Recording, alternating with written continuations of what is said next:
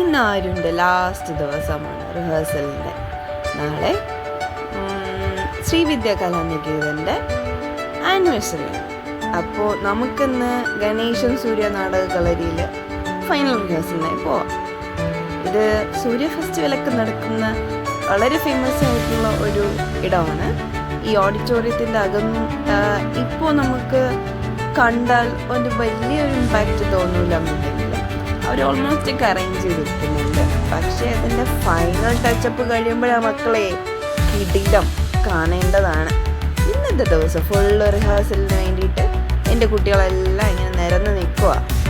എല്ലാവരും ഉണ്ട്, സീനിയേഴ്സും ജൂനിയേഴ്സും കുഞ്ഞു പിള്ളേരും അവരുടെ അമ്മമാരും എല്ലാവരും ഉണ്ട്. അപ്പോൾ നമുക്ക് അവരുടെ റിഹേഴ്സലിലേക്ക് പോവാം. അതിനകത്ത് ആ ഫൈനൽ സ്റ്റേജിൻ്റെ ഫുൾ ഇമ്പാക്റ്റോടുകൂടി എൻ്റെ കുട്ടികളെല്ലാവരും നല്ലപോലെ റിഹേഴ്സൽ ചെയ്യാൻ പോവാണ്.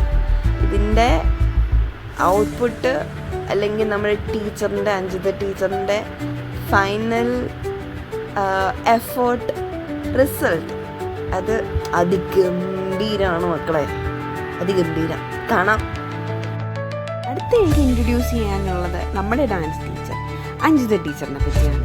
ടീച്ചർ ഒരു മൾട്ടി ടാസ്കിങ് പേഴ്സണാണ്. എന്തു പറയാനാ, ടീച്ചർ ഈ ഒരു പ്രോഗ്രാമിന് വേണ്ടിയിട്ട് എത്ര സമയം ചെലവഴിച്ചു എന്ന് എനിക്ക് തന്നെ പറയാൻ പറ്റുന്നില്ല. കാരണം പുള്ളിക്കാരി ഉറങ്ങിയോ എന്നുള്ള കാര്യം തന്നെ സംശയം. ഈ പ്രോഗ്രാമുമായിട്ട് ബന്ധപ്പെട്ട് എത്ര ദിവസമായിരിക്കും, എത്ര ടൈമായിരിക്കും ടീച്ചർ മാറ്റി വെച്ചിരിക്കുക. It's a well organised programme. നമ്മുടെ സൂര്യ ഫെസ്റ്റിവലൊക്കെ നടത്തുന്ന ഒരു വലിയൊരു ഓഡിറ്റോറിയത്തിൽ ഇത്രയും കുട്ടികളെയൊക്കെ വെച്ചിട്ട് സ്പോണ്ടേനിയസ് ആയിട്ട് ഒരു പ്രോഗ്രാം ഓർഗനൈസ് ചെയ്യുകയെന്ന് വെച്ച് കഴിഞ്ഞാൽ അത് ചില്ലറ കാര്യമൊന്നുമില്ല.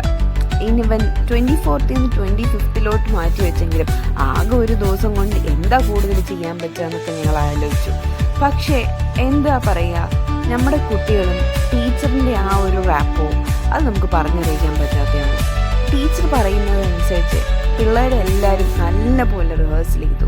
ഈവൻ റിഹേഴ്സൽ തട്ടിൽ പോലും നമുക്ക് തോന്നില്ല ഇവർ ഇത്ര നന്നായിട്ട് സ്റ്റേജിൽ പെർഫോം ചെയ്യും എന്നുള്ളത്. ആ പ്രോഗ്രാം കണ്ടു കഴിഞ്ഞാൽ തന്നെ നമുക്കതറിയാൻ പറ്റും.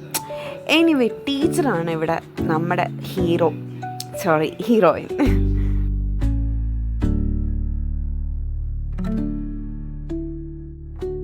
അവിടെ പഠിപ്പിക്കാൻ വിട്ടതിൽ വളരെയധികം അഭിമാനിക്കുന്ന ഒരമ്മയാണ്. ബിക്കോസ് ഓരോ വർഷവും ഇതുപോലെ മാഡം ഓർഗനൈസ് ചെയ്യുന്ന പ്രോഗ്രാംസ് എല്ലാം നല്ല 100% സക്സസ്ഫുള്ളായിട്ട് അവരത് കംപ്ലീറ്റ് ചെയ്യാറുണ്ട്.